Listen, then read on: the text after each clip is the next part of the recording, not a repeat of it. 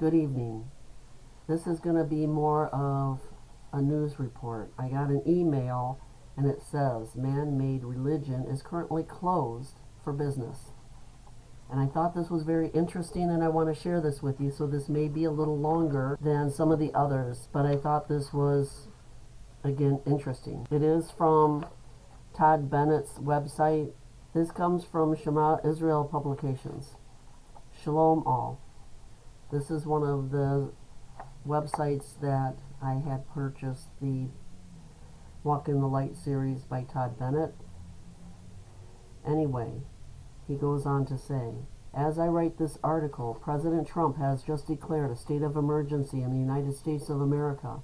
Italy and Israel have closed down and the world is being gripped by fear and hysteria that seems to be largely disproportional for the perceived threat. As I have discussed previously, the novel coronavirus, later renamed COVID-19, is a newly discovered and possibly engineered form of the coronavirus. It apparently causes respiratory issues and is particularly concerning for the elderly and those with challenged or diminished immune system. And I apologize that I'm stumbling over this. I did practice and I did much better than I seem to do when I turn that camera on. As a result, I have advised people to focus on keeping their immune system strong. Our bodies are equipped to fight off illness, and most people are not receiving the proper nutrients through the processed and nutrient deficient foods that are the staple of modern diets. So nutrition should be the first and foremost concern on everybody's mind, and it should be the focus of our leaders. Instead, their attention and resources are centered upon the development of a test and a vaccine, neither of which do anything to solve the immediate spread of the virus or cure people who currently may have the virus. The only thing a test is going to do is tell you if you have the virus, and if you do, you are then supposed to quarantine yourself from friends and family. What if the test is wrong or inaccurate? We know that all of the previous tests issued by the CDC were defective, and how can we be sure any test is accurate when you are not experiencing any symptoms? Typically, a person knows they are sick by the way they feel, but apparently you can have this virus for approximately 14 days without showing symptoms. So now an anonymous test administered by a government agent or healthcare worker will determine whether you are sick and subject to quarantining. I hope you can see the potential danger in this scenario. Honestly, the coronavirus does not concern me at all. While it is apparently highly contagious, the effects appear to be very similar to the flu. What does concern me is the worldwide governmental response and the disproportionate societal fear being evoked by a newly described pandemic. I find it amazing how stores are running out of hand sanitizers and toilet paper, while the vitamin and soap shelves remain fully stocked. This is all a good example of what I have been discussing with the Israel dilemma. The majority of the people have become like cattle, and they simply believe the narrative that is presented to them and respond as directed rather than questioning the underlying premise or fact. If internet statistics are accurate, this year 5,000 people have died of coronavirus worldwide. And he quotes Our World in data.org. Now, you have to look that up to see that number. I'm sure it's different. According to the CDC, during this current flu season, over 22,000 to 55,000 people in the United States have died from the flu, while 36 to 51 million Americans will suffer from the flu. CDC.gov. Indeed, a recent study has found that the normal flu, which is a form of the coronavirus, kills an estimated 646,000 people per year worldwide. MedicineNet.com. So what gives? Why all the hype surrounding COVID-19? There seems to be a deeper, darker agenda. That suspicion is compounded by the fact this is all occurring in the midst of an economic collapse, wars, rumor of wars, natural disasters, and an ever-increasing locust plague in Africa. I have to wonder if the coronavirus is the new distraction to keep people's focus directed away from what is really going on. This entire pandemic rehearsal is clearly reinforcing the herd mentality in society and conditioning people to accept greater governmental control and intrusion for the safety, health, and protection. I hate to sound cynical, but we saw this happen after 9/11, when much of the constitutional rights afforded the U.S. citizen essentially vaporized out of the resulting of fear and panic. I see the same scenario being set up here. When people panic, they make irrational decisions. Rahm Emanuel, President Obama's chief of staff, is famously quoted in saying, "You never want a serious crisis to go to waste." Whether contrived or simply exploited, governments have a way of tightening their grip in times of crisis. So I recommend not looking to the government for the solution to this, or any of life's problems for that matter. I have many friends who are naturopath doctors, and I have gleaned a list of nutrients that could help build your immune system and ward off all illnesses, not just the virus. I thought I would share them with you.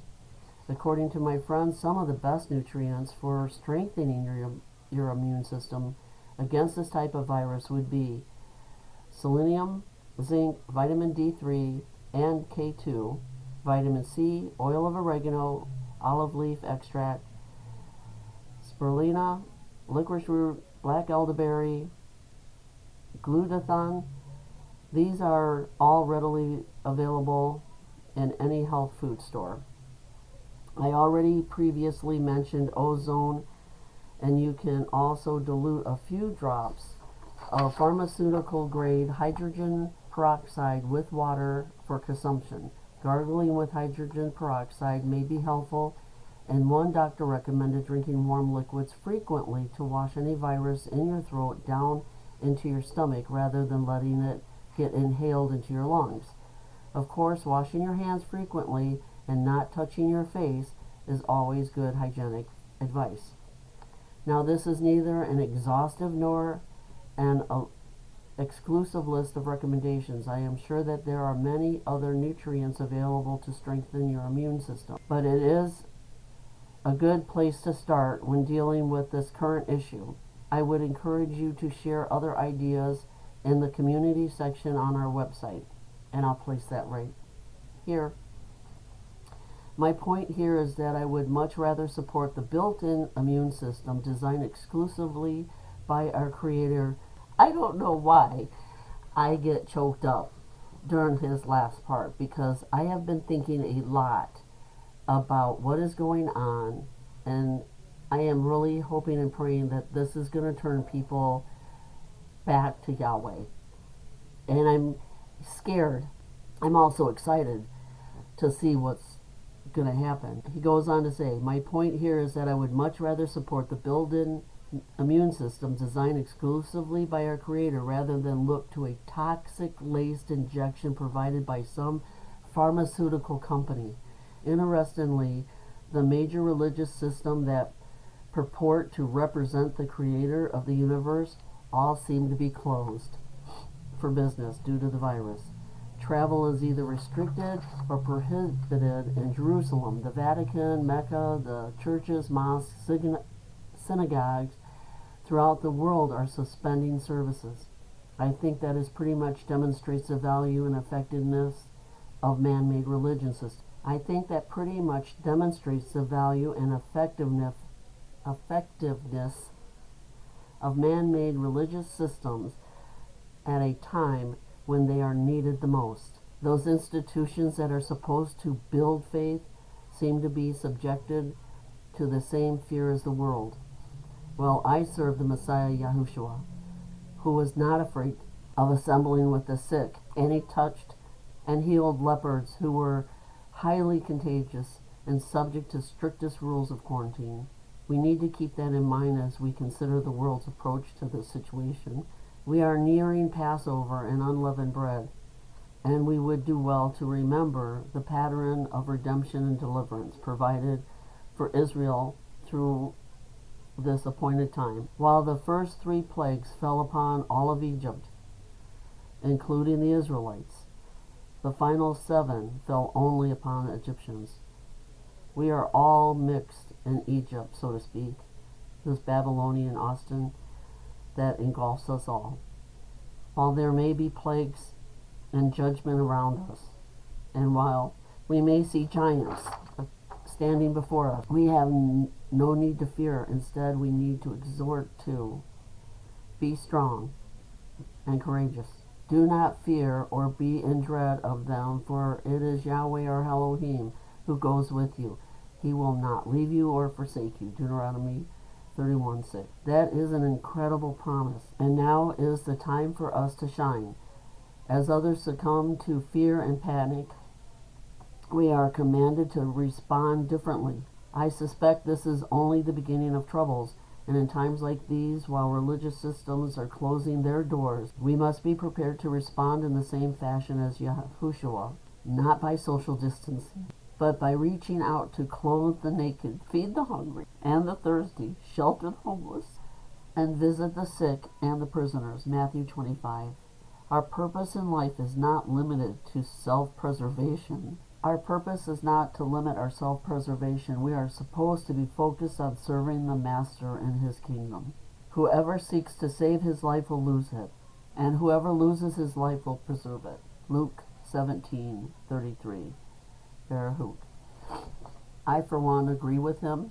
I don't want to be part of the cattle, and I don't want to forget about the people that are in need, that are hurting, that are scared, and that are lost. I just wanted to share this with you.